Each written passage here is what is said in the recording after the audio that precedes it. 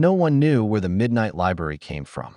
It wasn't marked on any map, and during the day, the place where it was supposed to stand was nothing more than an empty alley between two old buildings. But every night at exactly 12 a.m., the alley changed.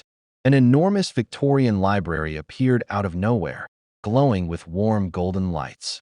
At 1 a.m., it vanished without a trace. Everyone who claimed to have entered told the same story. Inside the library, there was a book with your name on it, and no one who opened that book ever returned the same.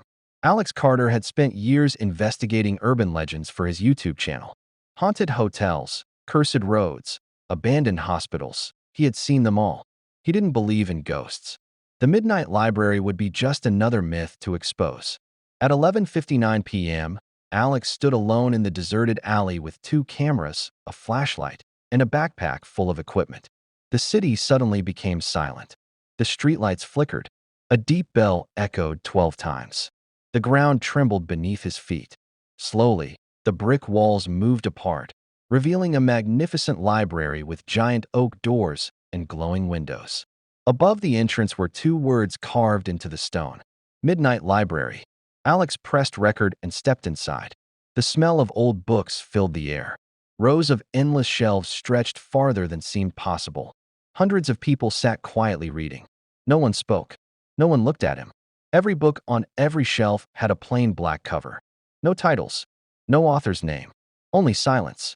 Then an elderly librarian appeared from the shadows. He smiled politely and held out a single black book. Unlike the others, this one had gold letters on the cover. Alex Carter. "I think you've got the wrong person," Alex said.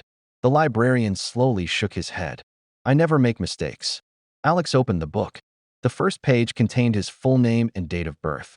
The next pages described his childhood, his family, his biggest secrets, things no stranger could possibly know.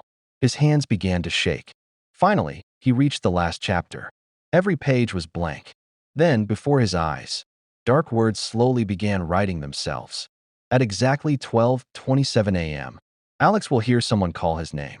At that exact moment, every person in the library closed their book, slowly turned toward him, and whispered together, "Alex."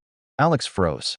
Hundreds of voices had spoken his name at exactly the same moment. The sound echoed through the endless library before everything fell silent again. No one moved. No one blinked. The librarian calmly pointed toward the final page of the book. "Keep reading." With trembling hands, Alex looked down. New words slowly appeared across the blank paper. He follows the whispers. A whisper came from somewhere between the shelves. "Alex." It sounded like his younger sister, who had died years earlier. His heart raced. "It can't be." The voice came again. Softer. Closer. Without thinking, Alex followed it deeper into the library. The shelves seemed to grow taller with every step. The lights became dimmer. At the end of a narrow aisle stood an old wooden door. It had no handle, only a small plaque that read, "Returned books." The whisper came from behind it. Alex pushed the door open. Inside was a circular room filled with thousands of black books. Every cover had a different name. In the center stood a single empty chair. The librarian suddenly appeared behind him. "You may leave now," he said quietly. "But your story stays." The room began to shake. Every book slowly opened by itself. Hundreds of voices whispered together. "One more page." The whispers grew louder. At first they sounded distant, like voices carried by the wind. But within seconds they surrounded Alex from every direction. "One more page." "Keep reading." "Don't stop now." The room filled with the sound of turning pages. Thousands of black books opened by themselves. Their pages flipped rapidly, as if an invisible force was searching for something. Alex backed away. He needed to leave. He turned toward the door he had entered through. It was gone. Only endless bookshelves remained. The circular room seemed much larger now, far larger than it had been before. His heart pounded. "This isn't real," he whispered. But deep down, he knew it was.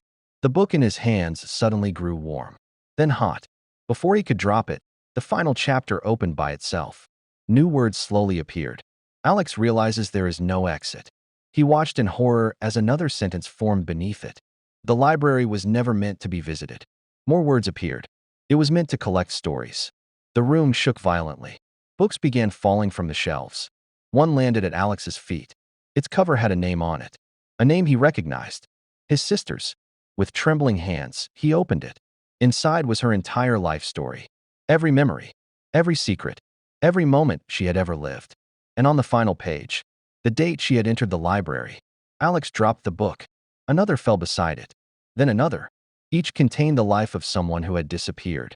Every missing person, every forgotten soul, all preserved inside the midnight library. The whispers stopped. A deep silence filled the room. Then the librarian appeared, standing between the shelves, watching, waiting. "What is this place?" Alex asked. The old man smiled sadly. "A library. For people." The librarian slowly shook his head. "For stories." Alex looked down at the book still clutched in his hands. His book. The final page continued writing itself. Alex finally understands. The reader becomes the story. The lights flickered. Darkness swallowed the room. When the lights returned, Alex was sitting in the chair at the center of the room. The book rested open in his lap. He tried to stand. He couldn't move. The librarian approached. "You'll get used to it." "What happens now?" Alex whispered. The librarian looked toward the shelves. "Now you wait." "For what?" The old man smiled.